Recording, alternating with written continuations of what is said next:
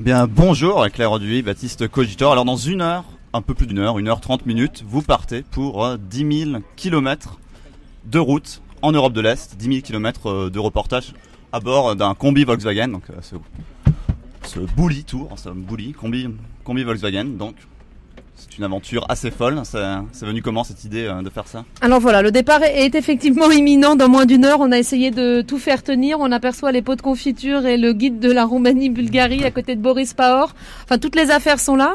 Et l'idée initiale, c'était d'essayer d'interroger ce que c'était que l'Europe. Parce que finalement, on vit à Strasbourg, on est strasbourgeois, on est français, on est européen, mais pour moi c'était assez abstrait et je voyais pas bien ce qu'on partageait avec un Ukrainien, un Bulgare ou un Roumain. Donc on s'est dit, au lieu d'observer l'Europe depuis notre tour d'airain et de rester chez nous en France, on va aller sur le terrain, on va aller à la rencontre des Européens et on va leur proposer de prendre la parole, de monter dans le combi et de venir chez nous alors qu'on est chez eux et qu'on traverse 21 pays. C'est 21 pays, donc vous allez voir des pays qui sont au cœur de l'actualité récente, comme l'Ukraine. Les reportages, ils sont aussi ancrés dans ce qui se passe actuellement dans l'actualité récente de ces pays d'Europe de l'Est. C'était pas le but initial, effectivement. L'Ukraine, ça nous a un peu rattrapé. Ça fait 1 an et demi qu'on monte le projet. Et l'Ukraine, c'est récent. C'est récent que c'est devenu chaud bouillant. Et du coup, il va falloir faire avec. On a des itinéraires bis s'il y a des problèmes. D'accord. Mais dans l'idéal, on y va. Et vous avez... On a été rattrapé un peu effectivement par l'actu. Donc l'idée c'est pas forcément de suivre l'actu chaude, de rester un mois sur place pour suivre cette évolution, mais évidemment au début les thèmes qu'on avait imaginés pour ces étapes-là en Ukraine sont un peu hors propos au vu des événements qui se passent en ce moment. Parce que les sujets vous les avez déjà préparés bien à l'avance, j'imagine. On peut citer par exemple quelques exemples de sujets de reportage. Peut-être déjà expliquer que ça va être des reportages audio, des reportages vidéo, des reportages écrits et photos que vous allez pouvoir retrouver sur le site et à travers différents médias partenaires. L'idée, c'est d'interroger 3 grandes thématiques que sont identité et minorité, théâtre et résistance et mémoire et nationalisme. Ce sont des thèmes et des sujets qui nous intéressent depuis plusieurs années avec Baptiste dans nos parcours respectifs. Baptiste est journaliste reporter d'images, il sort de l'école du Cuège. Et moi, j'ai fait ma thèse de doctorat à l'Université de Strasbourg en théâtre et en histoire. Et avec Rodéo Dames, qu'on a créé il y a 10 ans, qui est donc une compagnie de théâtre et une maison d'édition, ça fait 10 ans qu'on mène différents projets sur l'Europe. Et donc vraiment, pour nous, c'était une suite logique. Je le disais avant, de passer à la vitesse supérieure, d'aller sur le terrain, mais de continuer à interroger ce que c'est que cette Europe. Et donc vous avez des contacts sur place, vous avez fait du repérage? Oui, alors on n'a pas fait de repérage, mais on a des fixeurs, des gens qui sont prêts à nous accueillir et à nous aider sur place. Alors, quand on arrivera à notre première grande étape qui est Trieste, donc à la frontière entre l'Italie et la Slovénie, on a rendez-vous avec un grand témoin de l'histoire, Boris Pahor, qui est assez connu à Strasbourg. Il a été citoyen d'honneur de la ville.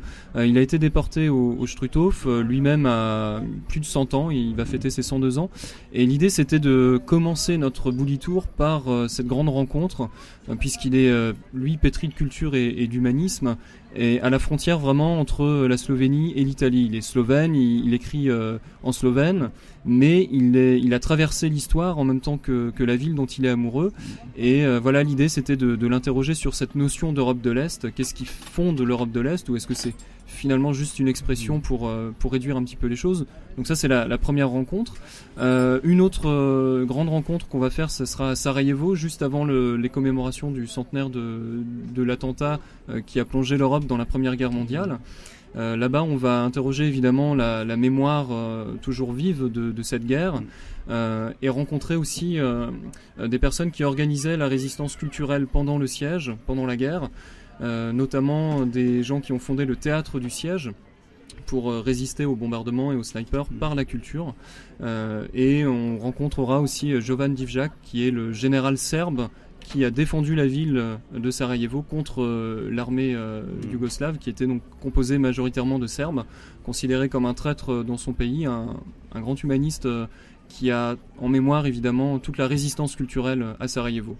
Donc c'est une grande aventure humaine aussi en perspective. Vous êtes ouvert aux rencontres, aux éventualités, au hasard du parcours. Ouais, on a essayé de programmer le plus possible. On a essayé de savoir où est-ce qu'on allait aller, qui est-ce qu'on allait rencontrer, de quoi on allait parler, qui allait être l'interprète, le fixeur, mais c'est sûr qu'il y a des imprévus. Le bully va faire partie des imprévus parce qu'on pense bien qu'il va nous causer quelques petits soucis, même si on a essayé de tout planifier, de tout changer, de tout préparer, mais voilà, ça va être dans l'aventure. C'est pour ça qu'on n'a pas pris un modèle des années 2000, un espace Renault. On a voulu un combi aussi pour ça, pour que ce soit un partenaire à part entière, un partenaire pour accueillir les gens, un partenaire pour rouler, un partenaire avec un certain capital sympathie, comme on le dit souvent, avec sa roue de secours devant comme un espèce de gros nez, mais aussi un partenaire qui aura son caractère et qui va sûrement nous donner du fil à retordre. Ouais. Après, les combis ont fait le tour du monde maintes et maintes fois. Alors celui-ci, on ne sait pas exactement où il est allé. Le moteur a été reconditionné, il n'a que 17 000 km, donc a priori on n'aura pas de soucis dans l'immédiat. Et c'est vrai que 10 000 km, un petit tour d'Europe de l'Est, c'est pas grand-chose par rapport à ce que peuvent encaisser ces combis. Vivre un combi. C'est vrai que c'est un véhicule mythologique aussi, il y a un côté un peu road movie quoi, dans cette aventure aussi.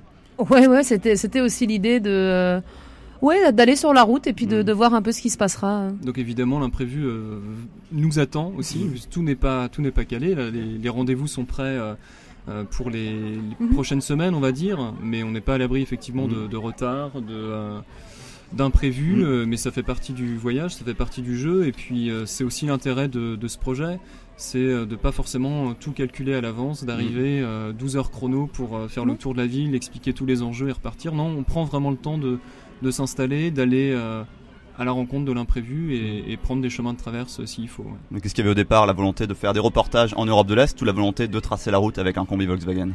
Non, les reportages. Non, vraiment les reportages. Le combi est venu après. En fait, il fallait un outil de travail. Et on cherchait quelque chose pour se déplacer. Alors au début, on a pensé à la bicyclette. Mais après 10 jours de vélo, je marchais comme un cow-boy. Donc on s'est dit que ça n'allait pas pouvoir convenir. On a décidé de le faire à pied. Mais finalement, transporter tout le matériel sur le dos, c'était pas évident non plus. Et puis en cas d'intempérie, qu'est-ce qu'on fait du matériel ? Et finalement, le combi s'est vraiment imposé de lui-même. Et on est content d'en avoir trouvé un pas très loin. Il vient de Staffelfelden, celui-ci. Et on est content que ce soit un combi alsacien qui parte avec nous sur les routes. Comme ça, on sera 3 Alsaciens dans le périph'. 67 alors. Voiture 68. Voiture de collection. Donc on n'a pas pu mettre le 67, mais. Mais non, l'idée c'était vraiment au départ d'aller à la rencontre de cette partie de l'Europe qu'on connaît assez peu finalement, même si, comme on le disait, l'actualité nous rattrape et forcément on se met à parler de Bosnie. Il y a eu pas mal de manifestations à Sarajevo ces dernières semaines. On parle d'Ukraine évidemment avec la guerre civile qui est en train de se mettre en place quand même dans le pays. Donc l'idée c'était vraiment de s'interroger et de partir à la rencontre, parce qu'il y a pas de meilleur moyen finalement que d'aller à la rencontre des personnes qui font cette société, cette actualité, et peut-être de déplacer un peu le regard par rapport aux questions très géopolitiques. Finalement, quand on parle d'Europe de l'Est, voilà, on parle d'histoire évidemment, mais surtout de géopolitique, de comment on place ses pions, comment on place ses intérêts dans chaque pays. Et ça fait partie évidemment de notre questionnement, mais notre préoccupation principale, c'est de trouver des contacts qui apportent un regard peut-être un peu différent que les grands analystes qu'on connaît. Oui, et puis on a l'impression que l'Europe de l'Est est un peu oubliée des médias. Alors là, en ce moment, avec l'Ukraine, il y a une exception. Mais sinon, la Moldavie, beaucoup de personnes me demandent si on l'a inventé, si ça sort pas de Tintin et de la tête d'Hergé. La Transnistrie aussi. Donc voilà, aller dans ces endroits peu touristiques, peu connus, peu médiatisés, ou alors mal médiatisés. Et là, je penserais vraiment à tous les sujets qu'on souhaite faire sur la communauté rome, qui, je pense, souffre de pas mal de stigmatisation, qui est dans le collimateur d'un certain nombre de médias, de personnalités et d'esprits. Et du coup, aller montrer qu'il y a d'autres initiatives possibles et montrer une autre facette. Parce que on dit toujours que finalement, c'est aux Roms de s'intégrer. Et nous, on va voir comment est-ce que ils sont super bien intégrés dans certains endroits, comment est-ce qu'il y a des vraies initiatives économiques, culturelles, et comment est-ce que ça peut aussi être à nous de nous ouvrir à leur culture, et comment est-ce que finalement on peut très bien cohabiter tous ensemble et voir ça comme une certaine richesse. Donc on a différents exemples comme ça sur la route, et on va vraiment donner la parole à des personnes de plusieurs pays différents traversés, essayer de donner un peu une autre approche et une autre idée de tout cela. C'est vrai qu'on pense souvent en Europe de l'Est, on pense souvent à des pays qui sont en crise.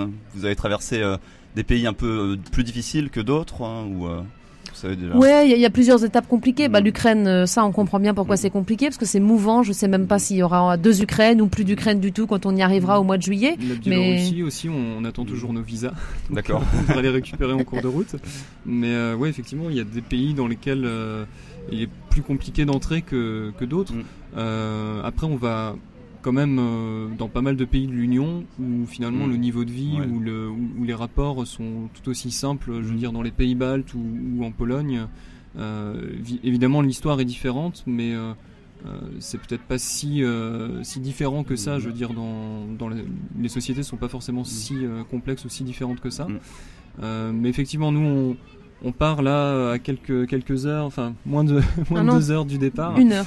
Une heure plutôt assez confiant et effectivement il y aura des étapes un peu plus compliquées que d'autres, mais je pense que dans l'ensemble on arrivera à obtenir ce qu'on cherche. Les informations, les contacts devraient se mettre en place aussi petit à petit au fil du voyage. Et puis les Jeudis de l'Europe aussi, on peut peut-être rebondir. C'est une série de rencontres qu'on a imaginées justement pour les Strasbourgeois qui ne viennent pas avec nous dans le combi. Vous êtes tous les bienvenus, mais je ne sais pas s'il y aura assez de place. Du coup, on vous propose de participer au Bully Tour en restant sur place, en étant accueillis par Alain Walter, Joël Isley et Hervé Moritz, qui sont nos compagnons et qui restent ici et qui organisent des cafés-débats tous les 3e jeudis du mois au Savon d'Hélène, donc un café qui est situé rue Sainte-Hélène à Strasbourg. Donc tous les 3e jeudis du mois à 19h, c'est une diffusion des reportages qu'on viendra de réaliser assez fraîchement les jours précédents ou les semaines précédentes. Et l'idée, c'est une diffusion dans un café, on se commande une limonade, on la sirote tranquillement dans son transat. On regarde les reportages et après, on entend les invités et les journalistes qui rebondissent par rapport aux reportages et on peut, avec son voisin, avec la salle, dialoguer, échanger, au lieu d'être tout seul devant son ordinateur à regarder les reportages. Donc c'est un moyen de rendre ça convivial, de rendre ça attractif et puis surtout de proposer un moment d'échange. Ce qui nous ce qui nous paraissait très important parce que nous, il y aura beaucoup d'échanges sur la route, mais on voulait aussi qu'il y ait des échanges ici et que la discussion puisse continuer aussi ici. Donc c'est changer un peu le mode de production de l'information, puisqu'on fait des reportages au long cours, on part pendant 5 mois, et c'est aussi une manière de changer un peu la consommation de cette information, si on peut dire, de la partager en groupe le temps d'une soirée. C'est décaler un peu le mode de consommation. Donc il y a un programme bien précis des Jeudis de l'Europe qui existe, il est à votre disposition et sinon il est sur le site internet et le prochain Jeudi de l'Europe, donc le 3e jeudi du mois, ce sera sur le phénomène combi. Donc le tout premier, comme c'est dans la semaine prochaine, on triche un peu, on n'aura pas grand chose à proposer. Donc on triche et on va passer par Claudia Marchal qui a fait un documentaire qui s'appelle I Am Combi sur l'histoire du combiné Volkswagen et sur le fameux phénomène. Et donc c'est au Savon d'Hélène. Rendez-y-vous et puis vous nous raconterez en octobre comment ça s'est passé. Parce qu'il y a d'autres combis Volkswagen là sur la place Gutenberg en ce moment. Oui, tout à fait. C'est un hasard ou pas vraiment? Non, c'est pas un hasard. Non, ils sont. Il y a Serge Smolensky qui est en fait le vendeur de ce combi, qui était son précédent propriétaire, qui est venu nous rejoindre et on va partir ensemble pour les premiers kilomètres. Donc on sera plusieurs combis à partir symboliquement. On va franchir ensemble le Rhin et puis un petit poète et on continue la route et Serge rentre chez lui et nous on part. Et la première étape? Première étape, Trieste. Trieste, donc avec Boris Power. Même si là on va pas d'une traite à Trieste, on s'arrête ce soir à Munich normalement pour laisser reposer un peu la machine et on repart demain direction l'Italie. Oui, parce qu'il y a des petites obligations avec le combi. On va faire du 60 km en moyenne, 60 km/h, parce qu'on fait du 90 quand on a bien lancé la bête, mais il va falloir laisser un peu refroidir. Toutes les 2 heures, une vingtaine de minutes. Donc on fait 180 km en 180 minutes, ce qui nous fait vraiment 60 km/h de moyenne. Donc les 10 000 km ne paraissent pas énormes, mais d'un seul coup, il faut un petit peu relativiser. Il faut 2 jours pour aller jusqu'à Trieste. Alors. Oui, voilà. On va rouler, on part pas trop tard là. On roule aujourd'hui, demain, et puis on sera à Trieste demain soir pour un rendez-vous avec Boris Power dès le début de la semaine. Et d'ici 3 ou 4 jours, l'interview sera sur le site du Bully Tour. Donc ça, c'est une aventure qu'on va suivre sur le site du Bully Tour, qu'on peut suivre au Savon d'Hélène, donc pendant les Jeudis de l'Europe, aussi sur rue 89. Sur rue 89, il y aura une petite chronique de tout ce qui va pas, les pannes, les coups de gueule, les imprévus, les problèmes de visa. Je pense que Pierre France a eu le nez creux en proposant cette chronique, parce qu'effectivement, il y aura pas mal d'imprévus. Et puis on est tous les mercredis à 11h sur Radio Judaïka, en direct des différents pays où on sera. Et il y aura une chronique estivale en juillet et en août tous les dimanches dans le journal L'Alsace. Voilà, donc différents partenaires, différents formats, et au retour un documentaire de 60 minutes avec Alsace 20. Ce qui veut dire que radio, presse écrite, voilà, on essaie de multiplier et les médias et les formats pour toucher un plus grand nombre de personnes, et aussi pour être souple selon les différents sujets, parce que parfois les images parlent beaucoup plus que la voix. Rodéo Dame, c'est une maison d'édition aussi. Il y aura quelque chose qui sera publié alors ? On espère bien. Oui, ce serait vraiment un rêve. Pour l'instant, on a réussi à boucler la première partie du budget pour partir, et puis après, il faudra la deuxième partie du budget pour tout ce qui est la diffusion. Donc, pour le film, pour le livre, on fera ça au retour. Et puis sinon, il y a moyen de remplir la jauge d'essence. Chacun peut participer sur le site du Bully Tour, sur le site du Kiss Kiss Bank Bank, à travers nos différents outils. Là, on essaie de proposer un financement participatif pour le projet. D'accord. Donc pendant 5 mois, vous allez vivre là-dedans, dans 5 mètres carrés. Oui. Vous en pensez, Pierre ? Ouais, c'est vrai que c'est très confortable. Il y a même la place d'installer un studio de radio. C'est bon, c'est tranquille. Ça va être l'aventure pour tous les jours, pour chercher à manger, pour se doucher, etc. Rien que ça. Ouais. Ouais, mais on mise pas mal sur l'accueil qu'on nous réserve. On trouve des contacts aussi par Couchsurfing. C'est un site où on peut héberger des gens de passage. Donc nous, on demande pas à être hébergé puisqu'on peut dormir dans le combi. Mais un peu de réseau, un peu d'eau, un peu d'électricité pour recharger les batteries afin de continuer le périple. C'est une aventure qu'on suivra avec beaucoup de plaisir et d'impatience. On vous souhaite bonne chance et évitez de tomber en panne. Voilà. Merci Pierre. Merci beaucoup. Merci beaucoup. Merci d'être venu.